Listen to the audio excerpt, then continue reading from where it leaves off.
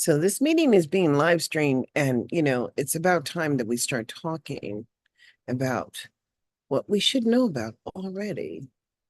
And because we're not having that conversation, it is a problem. So this meeting is being live streamed. I'm going to stop the share for right now, and then I'm going to share the screen again. I need to get to where I was.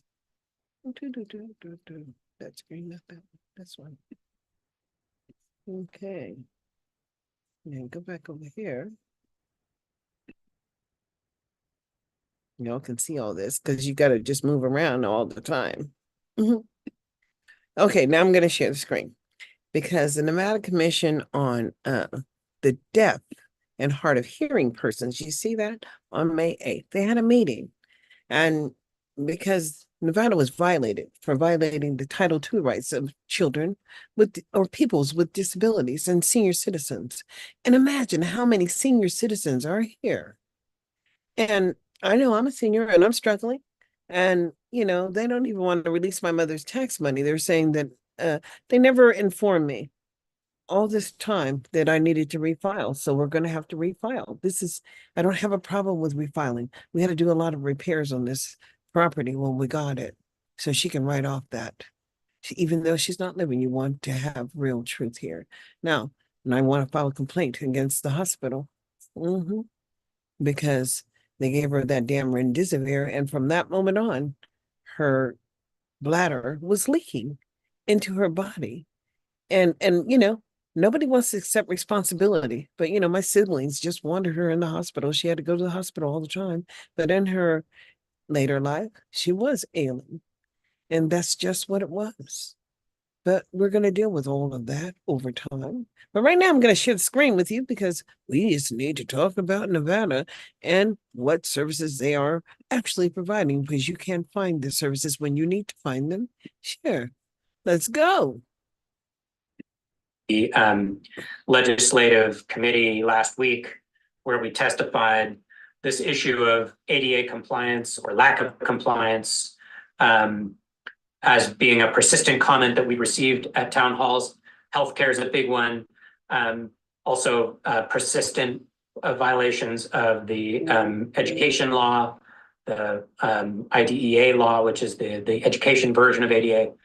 No, it's not. It's special education. And that we really need some Americans with compliance Disabilities sort of Act enforcement from the state level on this. So we did advocate for that, and I would encourage the legislative community to work that into the details of those position statements that we mentioned before. And as we ramp up our outreach to the legislative committee or individual legislators, that we talk to them about this need to enforce ADA in the state.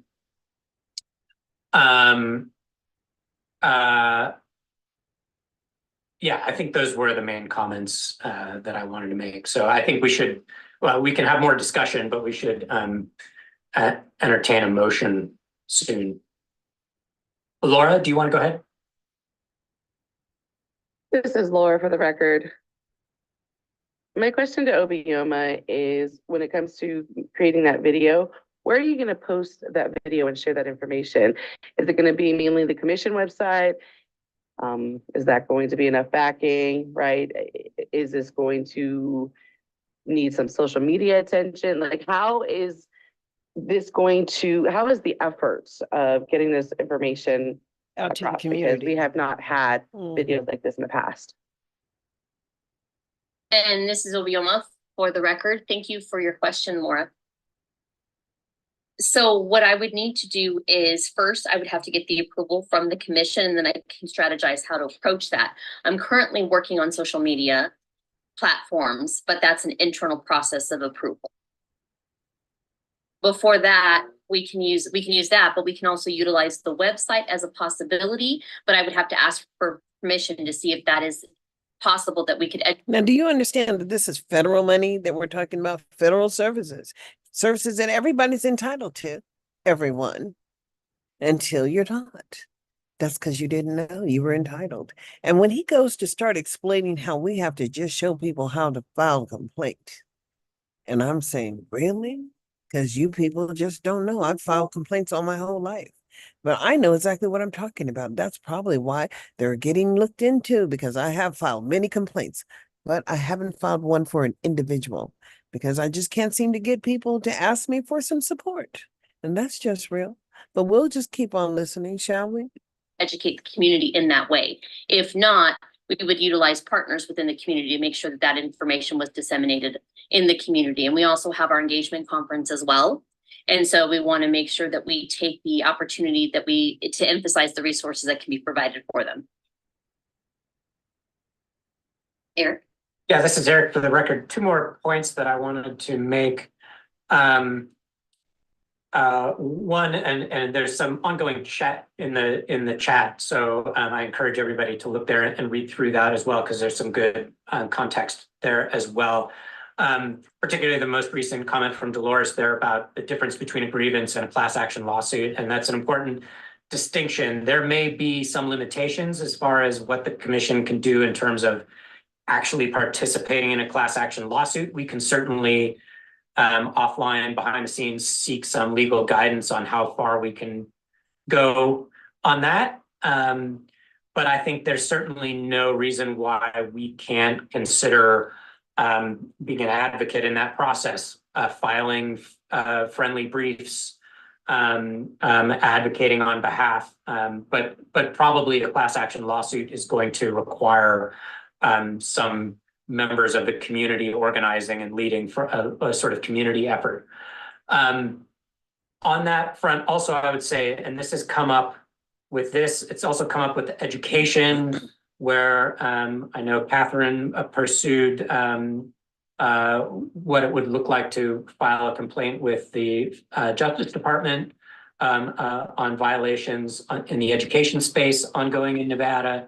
And what she was told there is that we need specific complaints. So it's not enough for us to just say, God, if we get this complaint all the time, there's all these people not receiving Services the accommodations that they're entitled that to. hospitals are required to give. Mm-hmm. I mean, it's good that we keep collecting these complaints and that we keep harping on this message. But in terms of a formal legal complaint, it's not enough for us to just give general complaints. We need individuals with specific complaints against specific hospitals with details about specific events, willing to come forward, document those details in a complaint. And that goes too for the education as well. And I made this point in the education subcommittee, and the valid point was made. A lot of the complaints on the education side we're getting from people who work in the school district. And obviously they're worried about losing their job if they make a formal complaint by name. But we really need families to step up and file formal complaints in that space as well. So I'm just throwing that out there to the community, that anybody who is fired up enough and willing to put some details on paper, it's going to help this process if we can start documenting specific cases that can be put in formal complaints. Obioma, go ahead. This is Obioma for the record. So I just wanted to see if any of the commissioners are willing to support the community if they were to, in fact, want to make that formal grievance. They would need support. English is not the first language, and so would anyone be opening to getting their feedback and then translating it into English for them? Mm.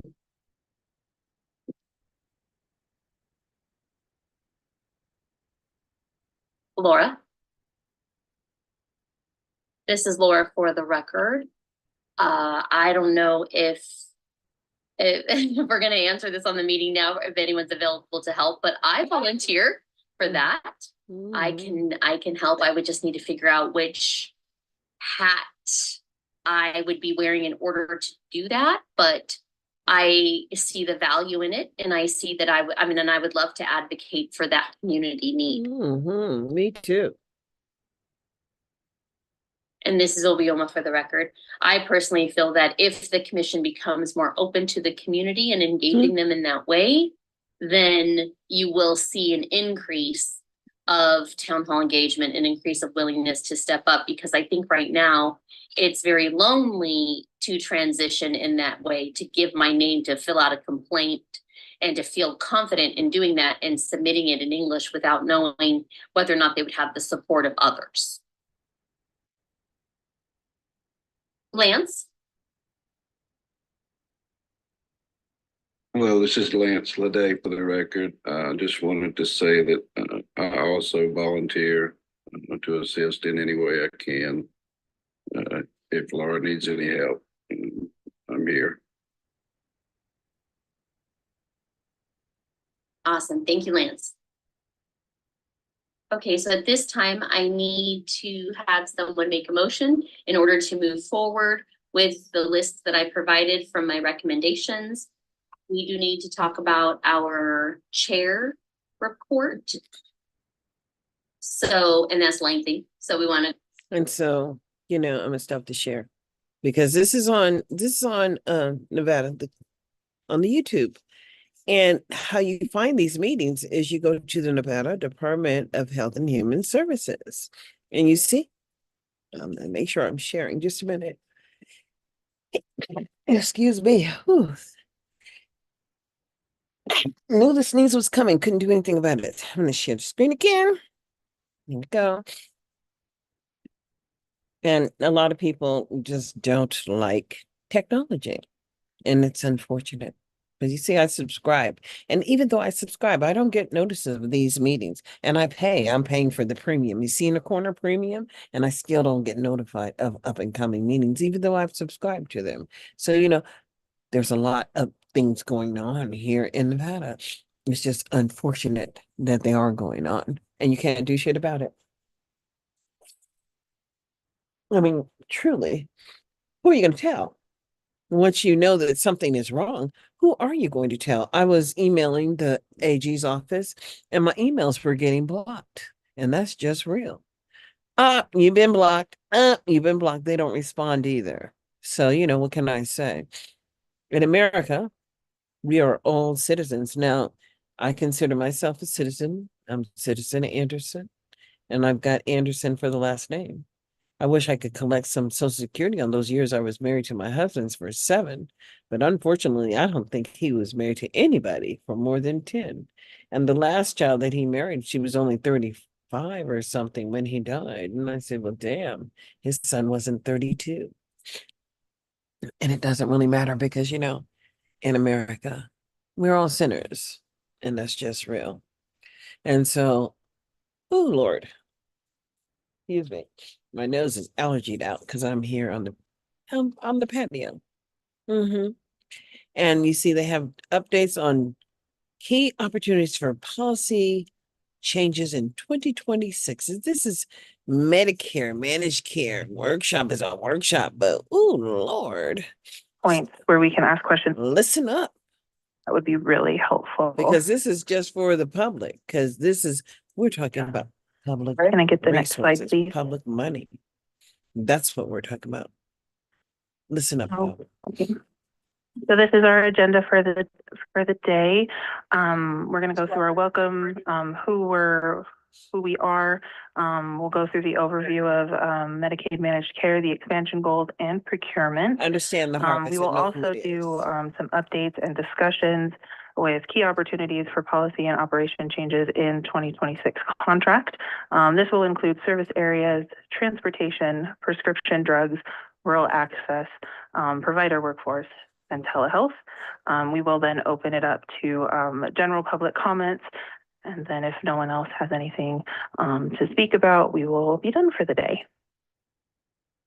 Next slide, please. All right, so we have our Chief of Managed Care Quality and Assurance, Jamie Evans.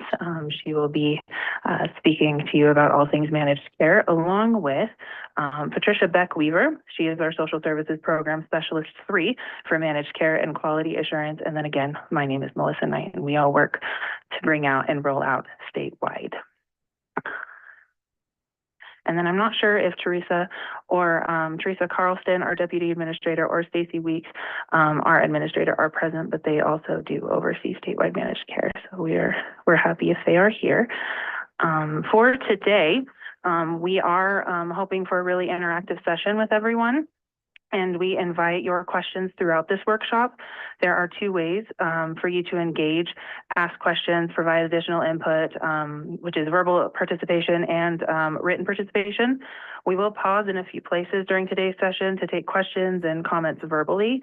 For people logged into the Teams platform, you can get into line and ask questions by using the raise your hand feature in Teams. If you've joined via phone, press number 5 on your phone to enter the line and to ask your questions.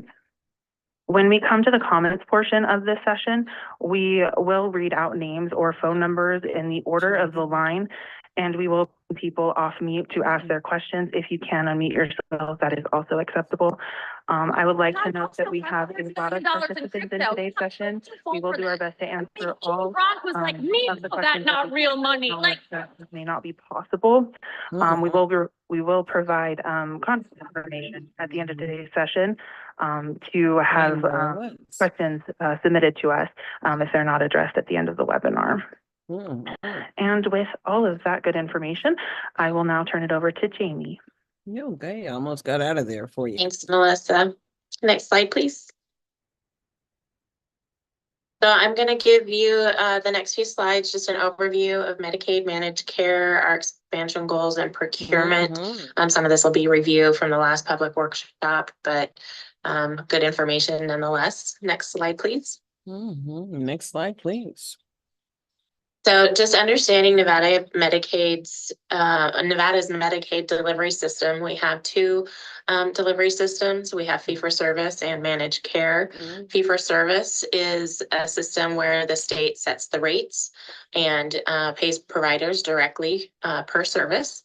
Challenges that we have with that system is that it rewards volume only. It's a risk to the state budget, and there's little to no utilization management. The members that are covered under fee-for-service are waiver recipients in all counties, are aged, blind, and disabled members in all counties, and currently all members in the rural counties, which as of October 2023, comprised about 28% of our Medicaid population. The managed care system is a system where the state contracts with managed care organizations or MCOs to manage the cost, manage utilization, and improve quality of care. MCOs develop provider networks and they pay their providers negotiated rates that they have negotiated with each of their providers and provider groups. Currently, Urban, Clark, and Washoe counties are covered by managed care, and the populations include children, parents, and adults without children. And we do have voluntary enrollment in managed care for American Indian, Alaska Native members, children with special health care needs receiving Title V services, and children that have severe emotional disturbance determinations. And again, as of October 2023, that comprised about 72% of our Medicaid members. Next slide, please. The role of managed care organizations is for our Medicaid members is maintaining an adequate network of healthcare providers, providing care coordination, patient education, preventive care, ensuring the right service is provided at the right time, and providing value-added benefits, which are additional services that are offered by MCOs outside of their capitation and at no cost to the members. And these are services that are not covered by fee-for-service. Some of the services that are provided by Medicaid are carved out of managed care.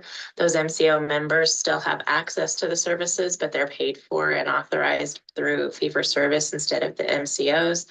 Those examples currently include non-emergency medical transportation, home and community-based waivers, targeted case management, and there's a full list of those carved out services in the appendix. And just for awareness, MCOs must ensure their members receive the same amount, frequency, and duration and scope of services as provided to recipients under fee-for-service. Next slide, please. So do you see how Nevada operates and they're harvesting the poor? It's just human capital. That's what's here. And until you can't even concern yourself about the quality of care because it's just really not there.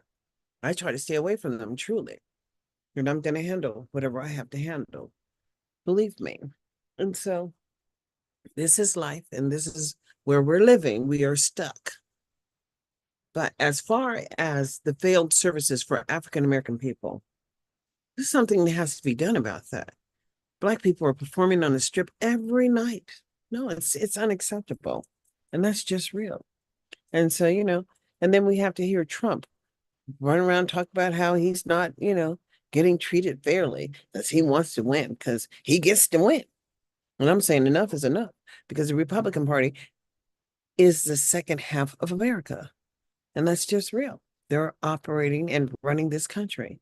And they don't have to agree with the president because he's Democrat. And so we've got this huge split. And they would like to think that they could just divide America. But guess what? We're here. We're not going anywhere. We are truly here. And so we just have to figure it out.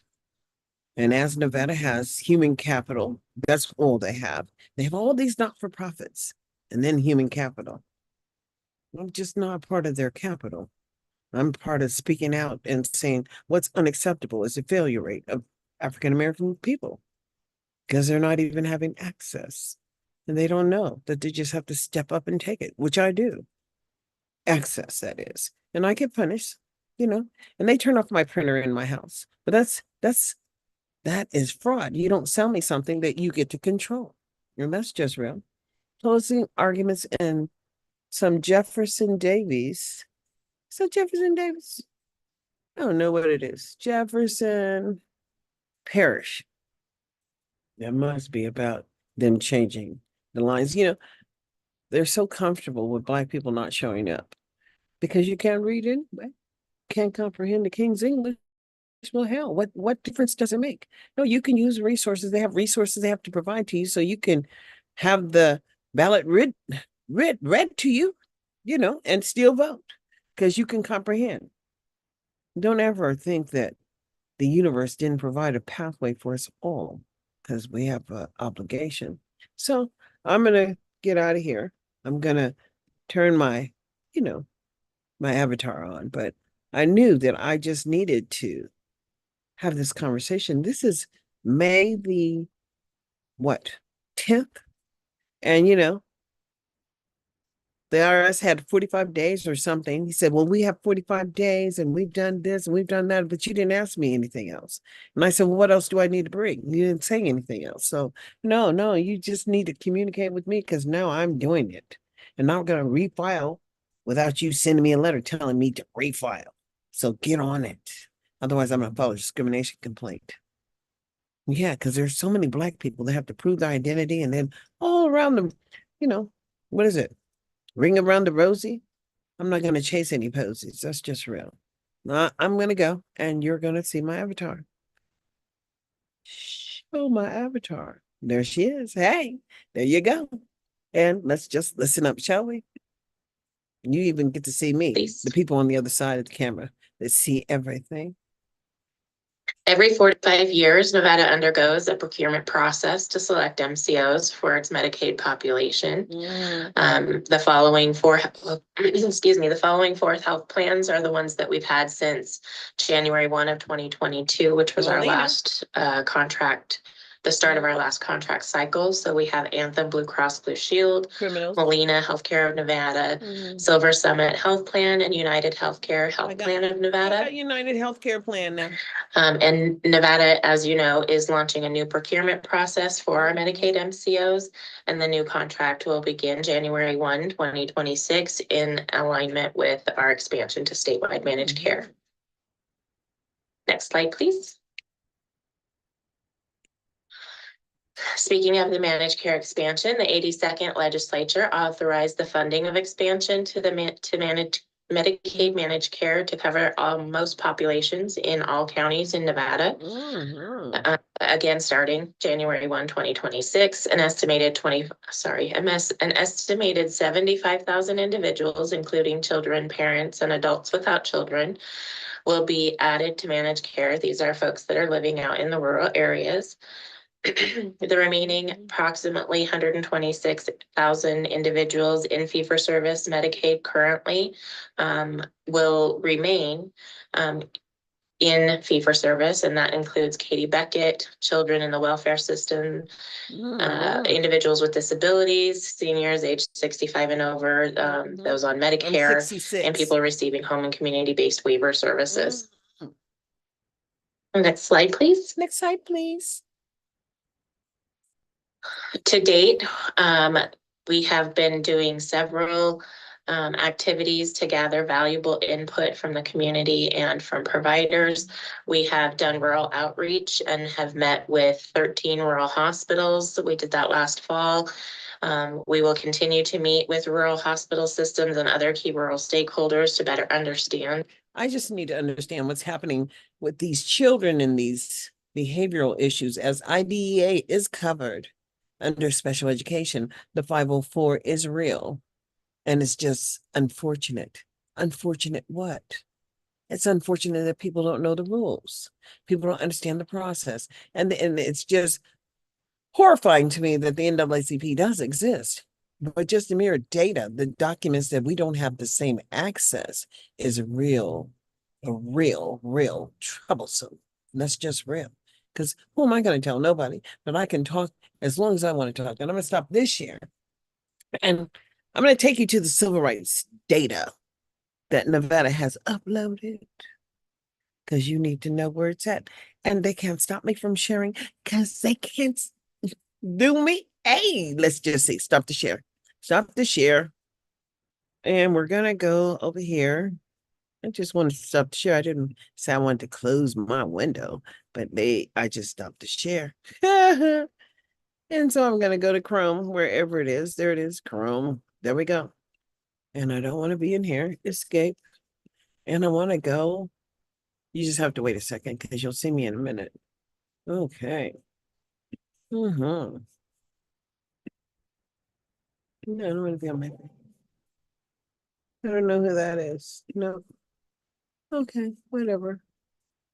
I'm going back over here. Okay. USA.gov. That's where you go first. And then you go here and type CIVIL rights. Civil rights data. Nevada. EADA. There we go. Nevada. Civil rights data. All right. Civil rights data. There we go. I'm going to have to share the screen again. So just get a second. Okay. Just a minute. Share the screen. Because I know that they didn't. They're not doing it. And then so not members. We want to see that their data is. They have I want to go to the USA. I don't want to be here because they don't even have what they actually entered into. Not the grievance. No. Not that. Not the incident report. No, the link. Where's the link? Not the providers. No, we have to go over here again.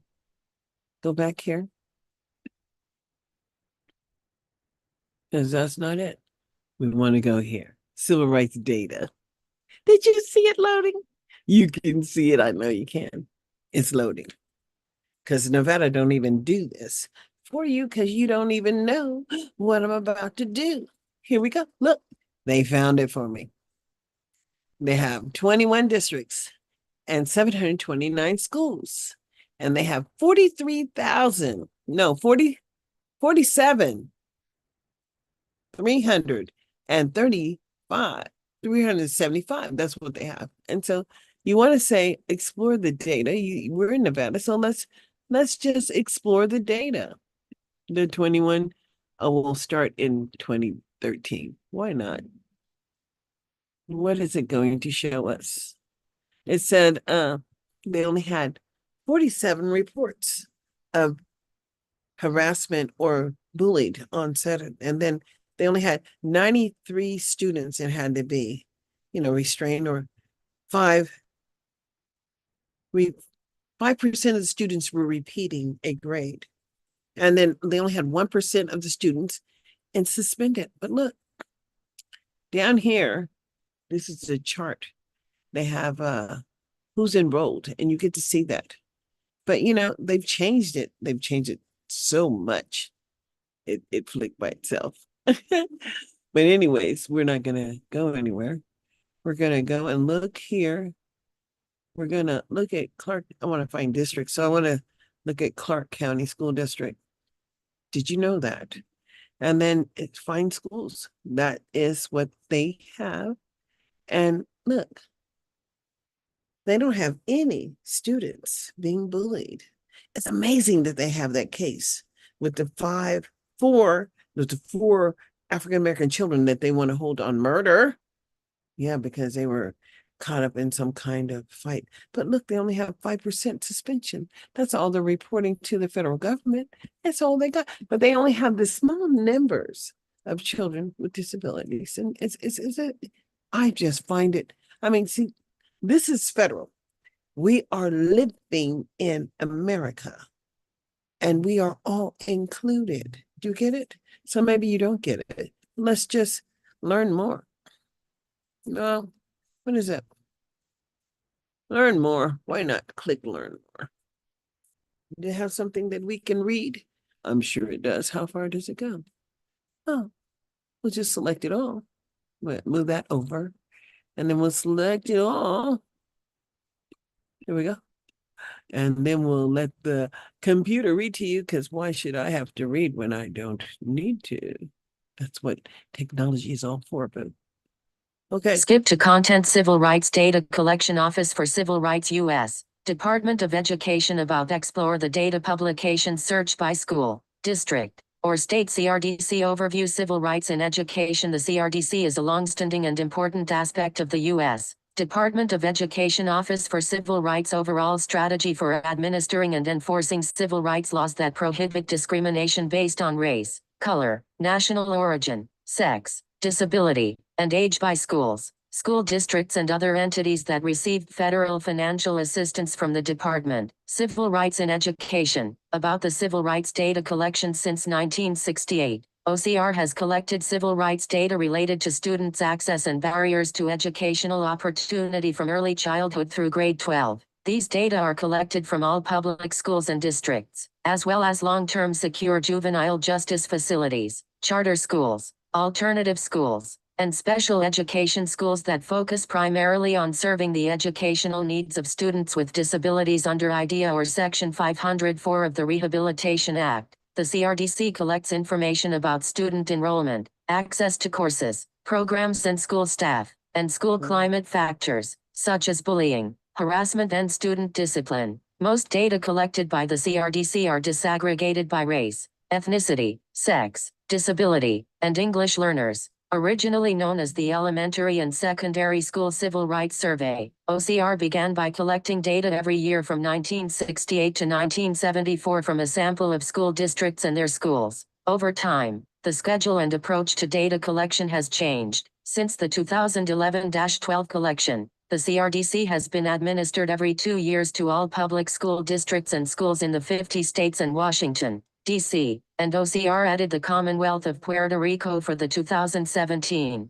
CRDC due to the COVID-19 pandemic that resulted in school closures nationwide. OCR postponed the 2019-20 CRDC and instead collected data from the 2020-21 school year. 1964 Civil Rights Act of 1964. On July 2, 1964, President Lyndon B. Johnson signs the Civil Rights Act of 1964 into law. Title VI of that law prohibits discrimination on the basis of race, color, or national origin. 1968 Elementary and Secondary School Civil Rights Survey. Following the passage of the Civil Rights Act of 1964, the U.S. Department of Health, Education, and Welfare, now known as the U.S. Department of Education, conducted the first elementary and secondary school civil rights survey in the fall of 1968 to collect data on key education and civil rights issues in our nation's public schools from a sample of schools and districts. 1970s Title IX and Section 504. In the 1970s,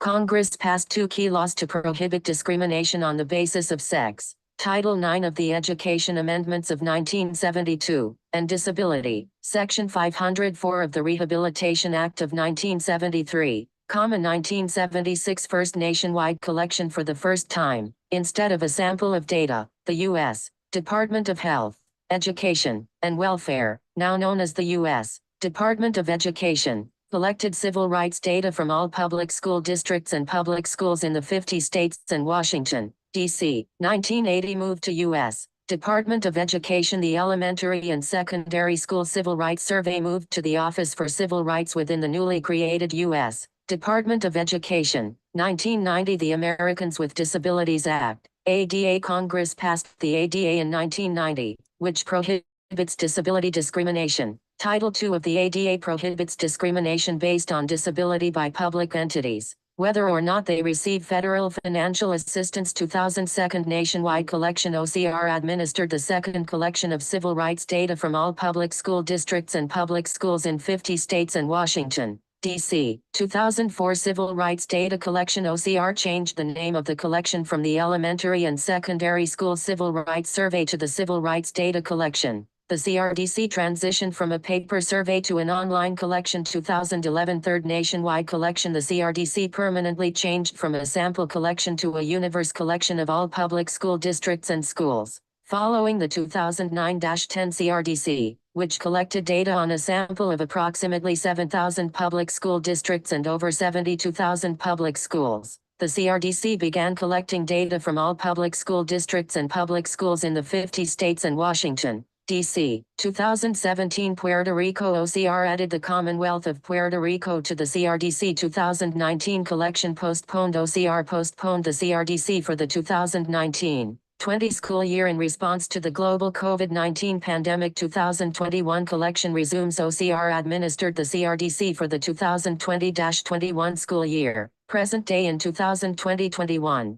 CRDC collected data from all 50 states, D.C., and Puerto Rico. 17,821 local educational agencies. 97,575 schools. About Office for Civil Rights. Civil rights data collection. Frequently asked questions. Explore the data. Browse by state. Browse national data. Download data files. Access historical data. Office for Civil Rights. OCR Newsroom. OCR CRDC page. OCR Reports and Resources. File. Discrimination complaint. Contact CRDC. Questions. Media inquiries. Contact OCR. The mission of the Office for Civil Rights is to ensure equal access to education and to promote educational excellence throughout the nation through vigorous enforcement of civil rights. Civil Rights Data Collection. Office for Civil Rights U.S. Department of Education. Site last updated, April 2, 2024. Accessibility Statement, Privacy Policy, Language Assistance. Did you hear all that? So, when they're pretending that they can't do the translations, Microsoft got that. They just got it. They have translation services on this technology, and that's just real. And everyone should have some type of device, because there was some kind of lawsuit here in Nevada with, what is it? T-Mobile, I believe, and the Native American, whatever. And they're still begging for support out there on the tribal lands. And I'm saying, okay, I get it. I know who I am. Perhaps you don't, but I'm not going anywhere. And states and communities can file complaints, class action complaints. You just need one piece of paper and everybody signing on. But I'm just trying to understand. I'm not satisfied with what's happening here, but let's look at Nevada. View of the national data. I have to go to our state, which is Nevada, is right in there. No. Browse by state. And we got to go to Nevada. Select the state here and go all the way down to Nevada, A, B, C, D, M, N. There we go. And have to find the district, and we have to go to Clark. This is where I'm living. Look, in the correctional school district, there's only one. And it says one correctional school district, but it says out of the 9th, 10th, and 12th Now, see, I don't know how they can have an 88% population of Negro children in the juvenile facilities and only have 35 students enrolled. Can you figure that? Go figure. Let's go back. Let's go see some more. That's in Elko, of course. That's probably why. Now, how far down are we going to go? Find districts. Let's see. Elko, ungraded. Elko, ungraded preschool. Ungraded preschool. I wonder how old those children are. Well, look, they've been doing this ungraded preschool, Humboldt County. They have some ungraded, Lyon County. They just preschool and ungraded. So I'm wondering, look, the juvenile justice facility, they said they have 1 and 35. That's just probably what we're looking at. They're not educating these people here, but y'all paying. That's real. Cause I don't know about this preschool thing. I don't know about it at all. Let's see. Clark County School District. Let's look at the preschool. Let's look at the preschool. See, this is how they're doing it because you can't even see your school. Preschool enrollment. Well, can you find them? It popped out of there. Let's go back and see it again. Just jumps everywhere. You know how it is. People want to control what you do or how you show people. But there's still a way to download the data. We would have to download it then. I'm going to put it on here. But let's just understand, we in America, we pay for public education and we have a right to have conversations in regards to failed services. That's right. Failure of public education is a reality. But who are you in the year of 2024? I say like, I say subscribe, I say follow my show. It's at, Parent Empowerment, half an hour. And there's just no show out there like it. Or you could find me, Citizen Anderson, on Podbean. I'll probably go there after this. But until we meet again, y'all have a blessed day now. And don't let the doorknob hit you where the good Lord split you. Let's all wake up in 2024. Y'all have a blessed day. I stop my share. And I'm going to end my show until we meet again tomorrow.